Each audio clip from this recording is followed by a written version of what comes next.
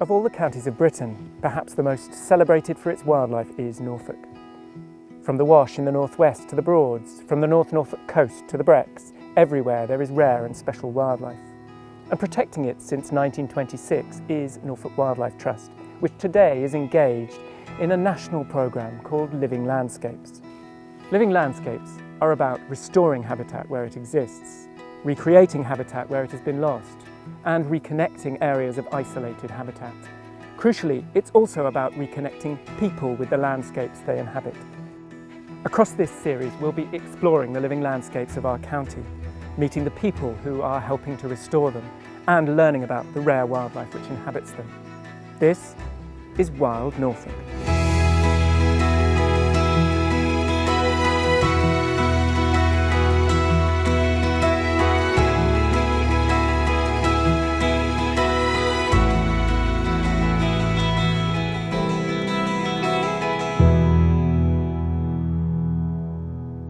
With the retreat of the Devonian glaciation some 12,000 years ago, sea level rose and Britain became an island.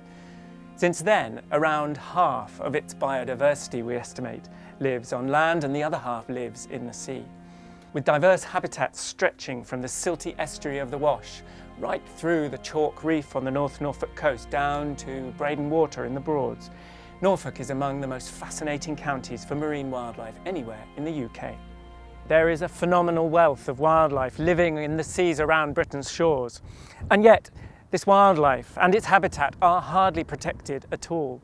Until very recently, just 0.001% of the seabed around Britain was protected, protecting half of all of the biodiversity in our country.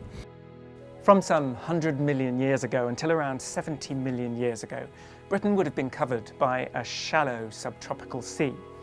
In this period, known as the Late Cretaceous, this sea was teeming with life. Among the most common organisms were plankton, plant plankton known as coccolithophores, which had minute plates of calcium, thought to be for focusing the energy of the sun. Over millions of years, these minute plates of calcium fell from the bodies of these plankton and gathered on the bottom of the ocean, gradually building up a layer of chalk which underlies southern Britain today. This includes the White Cliffs of Dover and the chalk that underlies the South Downs and the whole of our East Anglia.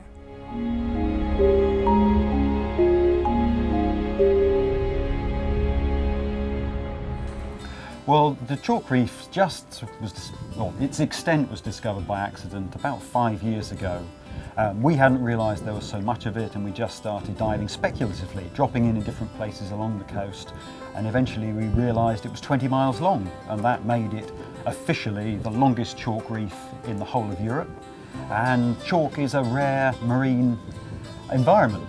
It constitutes only about 2% of our coast, and we've got most of the chalk reef in Europe, so it's very important.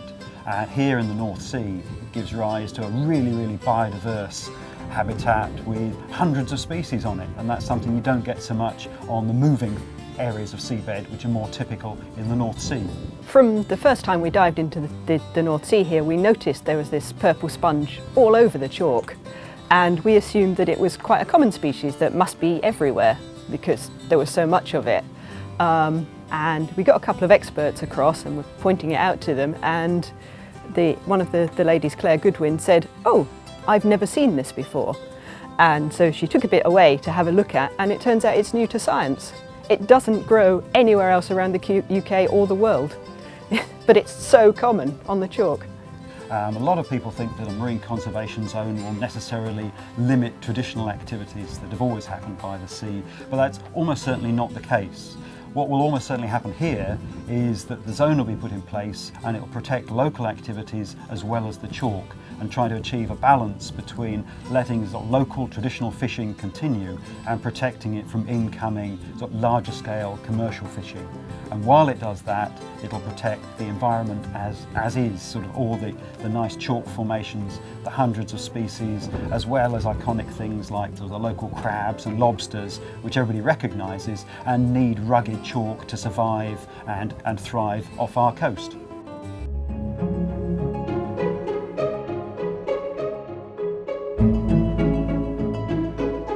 Of course, the sea needs to be protected for the amazing wildlife that lives in it.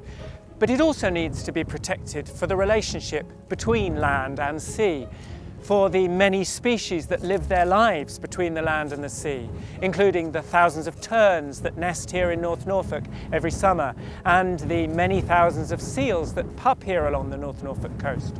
Critically, this relationship between land and sea is also very important in the lives of people along the North Norfolk coast. For centuries, people have taken fish, crabs, lobsters and other natural resources from the sea and supported the local economy of this entire area of Norfolk.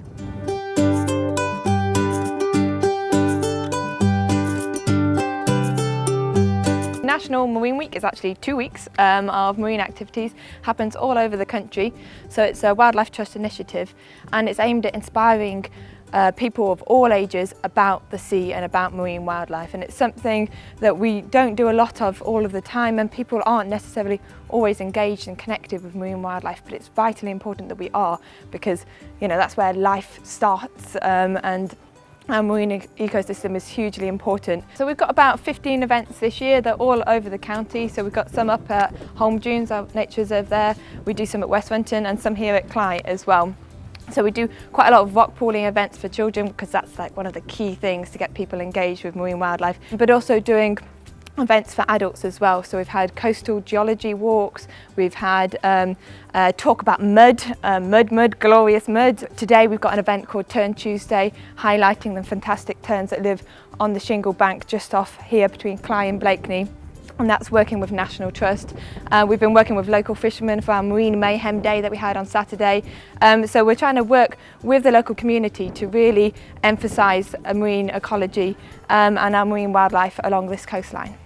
Just as with the Living Landscapes, the Living Seas campaign can only be a success if people are involved. To find out how to get involved with the Living Seas campaign, visit the Norfolk Wildlife Trust website.